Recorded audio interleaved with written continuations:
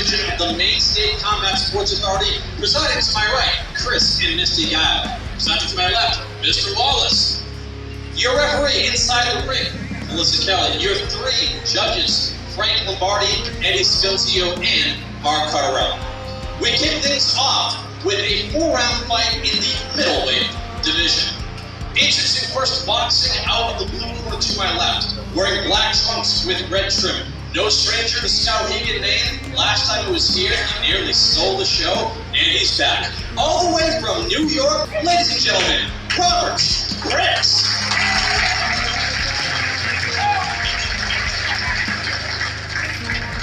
And his opponent, boxing out of the red corner to my right, wearing black trunks with white trim. Tonight, he's making his professional debut. Despite the fact he's making his professional debut after a storied amateur career, he says this will be his final boxing competition regardless, and he's doing it on his birthday. From right here in the great state of Maine, Justin Mockler, 4 rounds, middleweights.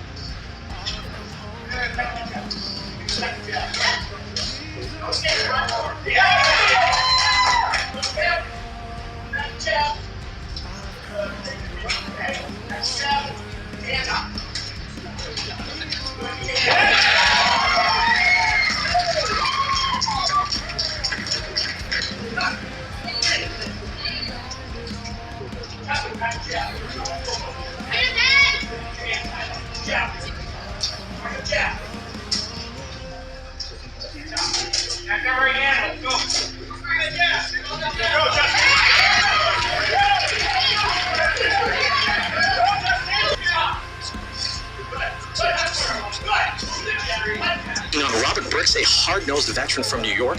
Mockler's wearing the black trunks with the white trim. Briggs in the black trunks with the red trim. Briggs has been in a situation like this before, so adversity is no stranger to him. You see him continuing to move forward. Not a whole lot on this punch from Mockler, but he's landing cleanly, and Briggs is going to have to try to get this distance, which he does.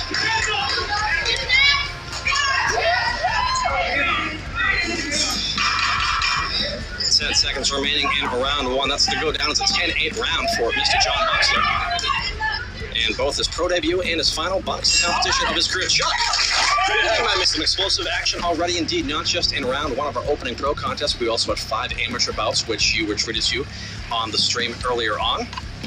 And a nice crowd here at Madison Memorial High School in Madison, Maine, just a stone's throw from Skowhegan, which has been the site to Team Barry's promotions in the past. And I think the place is filled up rather nicely. Well, it was a good crowd here tonight, Pete.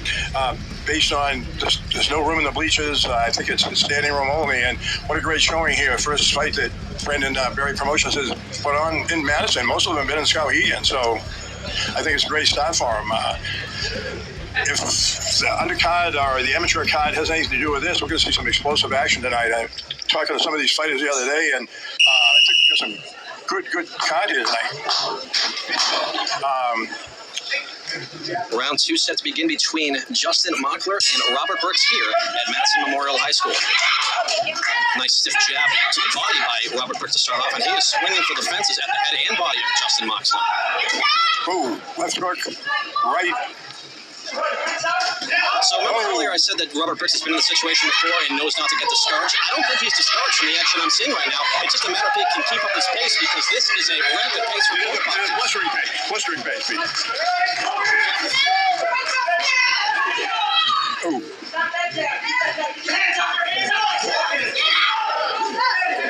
These guys are giving it all they got for sure.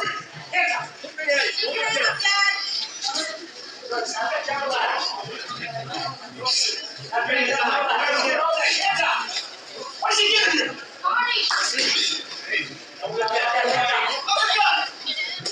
Ooh, body shot.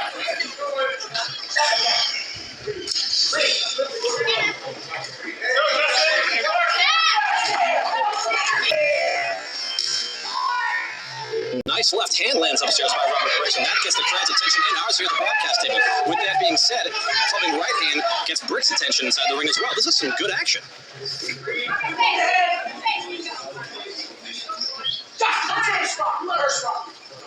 Everybody's looking a little tired here, Pete. I think third round's gonna.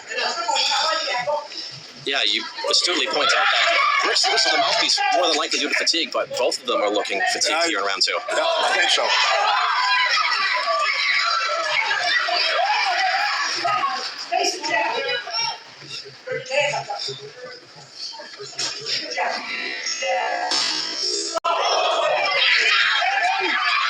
I'll tell you right now, the quantity of this round is being won by Mockler, but there's been times when the more quality punches here in round 2 have been landed by Robert Brooks. So, what are the judges looking for? It depends what you prefer.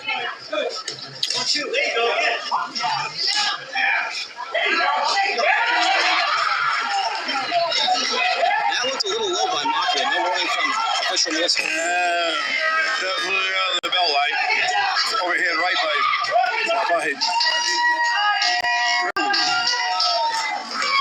Two left. Round 2 concluding here in Madison, Maine. This is some good action between two men leaving it all on the line. But it was nice to see some life in Robert Brooks in round 2. And Mockler with the folks from Thunder Pig Boxing in his corner here in Maine. Brooks with Ed McGovern in his corner. And Brooks electing to stand up in between rounds, which might be a nice nod to the former late great heavyweight champion George Foreman, who did the same thing. We've lost since the last time we saw these fans here in Maine. It worked for George, for sure.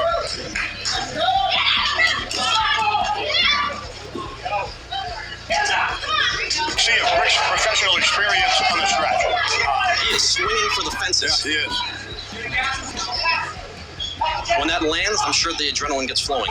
When you miss, I'm sure that takes a lot out of you.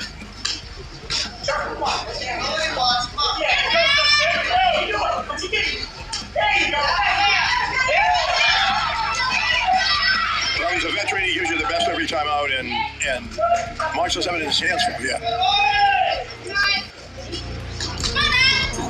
Outer space sometimes. Nice body head by Mockler.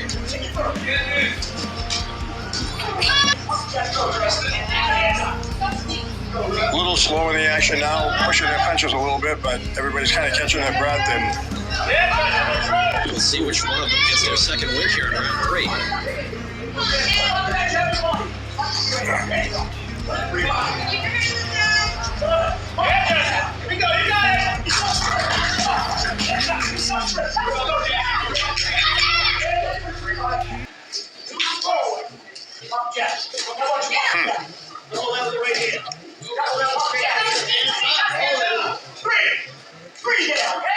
Well, you described round 2 as being fought at a blistering pace. Round 3 more measured, but when the action does come, it's stunning shots like we saw just there.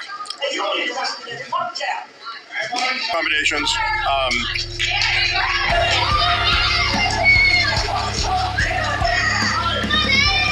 It's going to come down to who can dig deep and wants it the most, Pete, I think.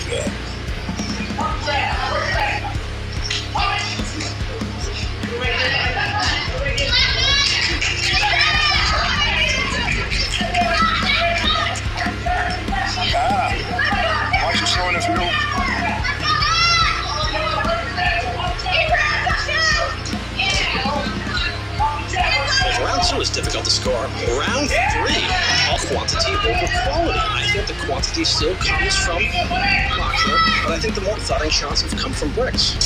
I agree with you. I think that professional experience. You got it. I've said it most.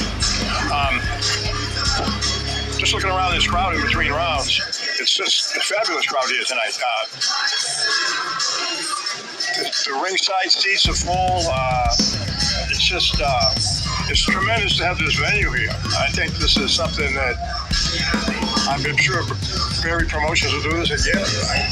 I don't know.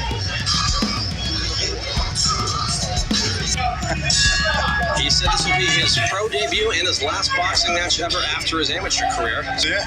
Yeah, I think he was a little off balance, but a jab helped him off balance.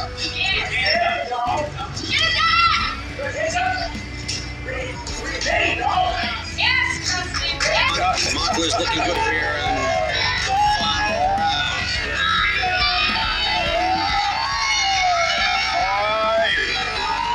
I think he must have heard him and said no one can think they have this fight. Rallying alone? Yeah, he wants to make sure he punctuates this fight emphatically.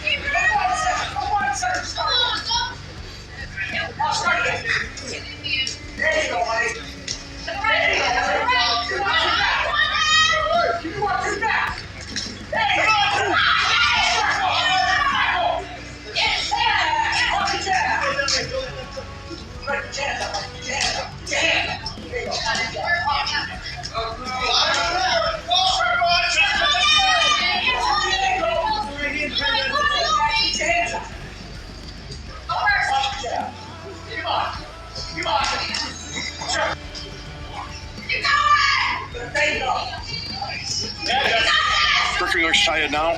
Actually, no, he throws a big right. Still. It didn't land flush, but it landed enough to make an interesting sound.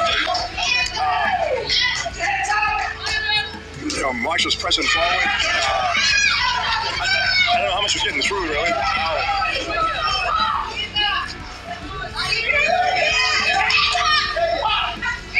I think round 4 has been a Mockler round. I think he's a little busier, rest of the fight. He might be certainly doing enough to maybe win this round.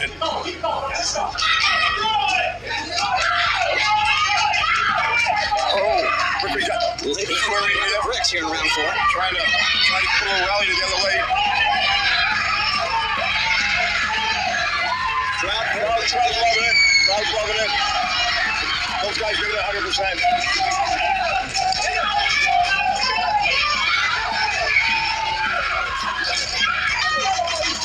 Final seconds of fourth and final round. Ricky throws a couple of good punches by Mockler. I think Mockler got it.